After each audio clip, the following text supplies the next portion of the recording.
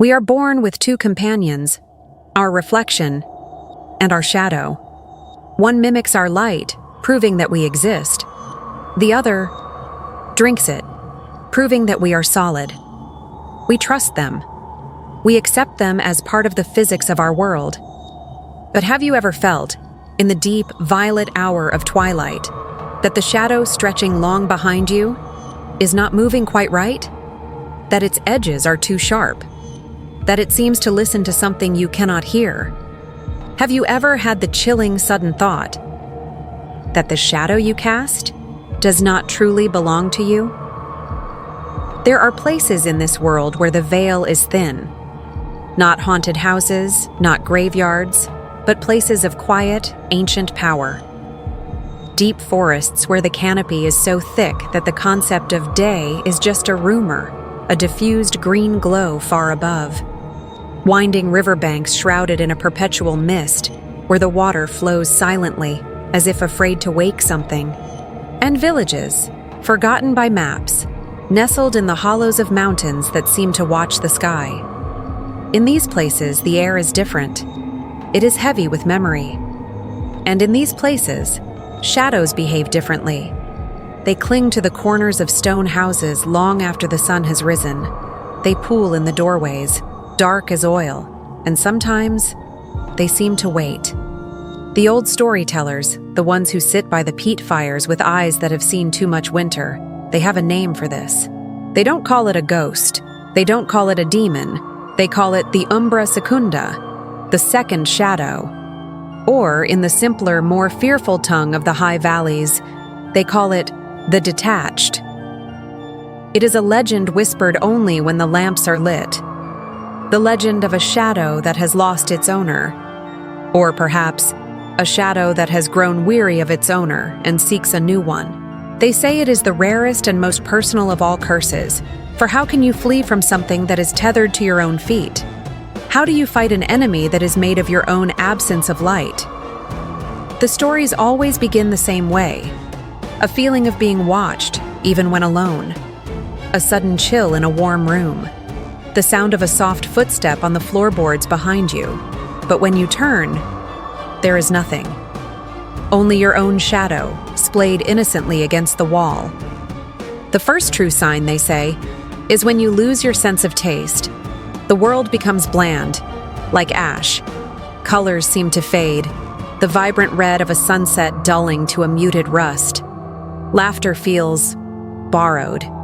Joy becomes a distant memory. You are not sick. You are simply being hollowed out. The second shadow, having attached itself to you, is beginning to feed. It doesn't drink your blood. It drinks your essence. It sips at the part of you that makes you you. There is a tale of a weaver named Elara, who lived by the edge of the murmuring woods. She was famous for her tapestries. They were alive with color, the blue of a kingfisher's wing, the deep gold of autumn fields, the sharp, clear red of a mountain berry. People said she did not just weave thread, she wove sunlight and memory. Elara was a woman full of life, her laugh as bright and sudden as a bird taking flight. She lived alone, but she was never lonely. She had her loom, the forest, and the company of her own thoughts. One evening, as the sun bled into the horizon, she was working late. The fire in the hearth cast a warm, flickering light. She paused to stretch and glanced at the wall. Her shadow was there, as it always was, a faithful, silent companion. But then, it tilted its head. Elara had not moved. Her hands were still raised mid-air. A coldness, like water from a deep well, crept up her spine. She stared, frozen.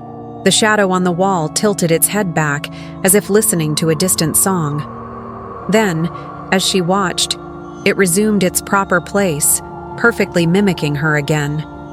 She shook her head, a trick of the firelight, a weariness of the eyes. She went to bed. But the next day, her weaving felt wrong. The threads seemed to tangle. The vibrant blue she chose looked like a dull, heavy slate. She tried to laugh at her own clumsiness, but the sound died in her throat. It felt thin, hollow. That night, she lit every candle in her cottage. She sat in a chair in the middle of the room, her back to the fire, and watched the wall opposite her. Her shadow was large, dominant. She raised her right hand. The shadow raised its right hand. She nodded. The shadow nodded. She relaxed. And just as she was about to dismiss her fear, the shadow waved. A slow, deliberate wave of its dark, elongated hand. Elara screamed. She stopped leaving her cottage. She boarded the windows, but the shadow was still there, fed by the candlelight, a dark stain in her sanctuary. It began to move more freely.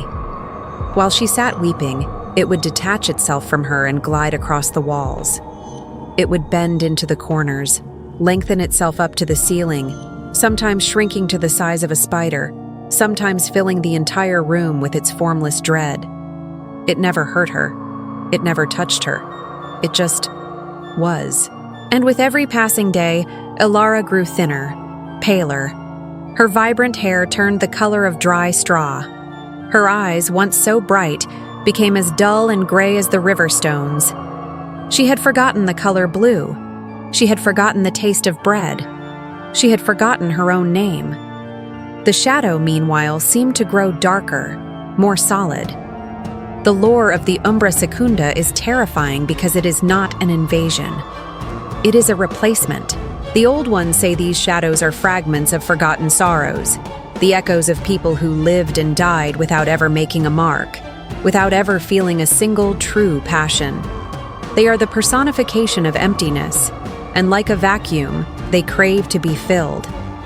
They seek out the brightest lights, the most vibrant souls, and they tether themselves, slowly, patiently, drinking the light until the host is as empty as they are. This is the hidden terror in the myth of the Doppelgänger, the secret fear behind the fetch, or the Vardöger. It is not the fear of meeting an exact double. It is the fear that we are the double, that our identity is not a fortress, but a fragile, flickering flame in a great cosmic wind, that the person we believe ourselves to be is just a performance, and the shadow is the true audience, or perhaps the true actor, waiting for its cue. What happened to Elara, the weaver? The story has two endings. The villagers, noticing the absence of her colorful threads in the market, went to her cottage. In the first ending, they broke down the door to find her huddled by the cold hearth, a fragile, empty husk of a woman, pale as milk glass. She did not recognize them. She just stared at the wall, where a shadow, impossibly dark, impossibly crisp, danced and twirled in the sliver of light from the open door, celebrating its new, complete form. Elara lived for 30 more years, silent and hollow, fed by the village, a body whose soul had been consumed. But there is a second, darker ending, an ending whispered only in the dead of winter. In this version, the villagers broke down the door and found the cottage empty. The loom was covered in dust. The candles were all melted down. There was no sign of Elara, but as they turned to leave, one of them noticed something on the stone wall where the hearth fire used to burn. It was a stain, a permanent, unmoving silhouette, perfectly capturing the shape of a woman sitting at a loom, her head tilted, as if listening. It was not painted. It was not soot. It was a shadow that had been imprinted into the very stone, forever cast by a light that was no longer there. The cottage remains, they say, and on moonless nights, travelers swear they can hear the faint, dry clack, clack, clack of a loom, and a soft, empty weeping that seems to come from the walls themselves. We are all born with two companions, our reflection and our shadow. We check our reflection every day to ensure we look right, to adjust our mask. But we so rarely check our shadow. We take its loyalty for granted. We assume it is just a simple trick of the light, a passive follower. But the oldest legends ask us to reconsider. They suggest that our shadow is our hidden self, the part of us that holds all the things we deny, our fears, our silences, our angers, our emptiness. We are taught to live in the light, but we forget that the shadow, too, is part of our whole, and that which we ignore, that which we deny, it doesn't cease to exist. It just waits. It waits, in the dark. It waits, and it hungers.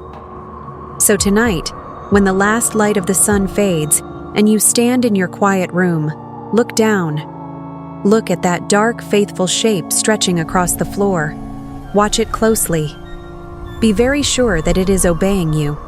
Be very sure that it is still yours.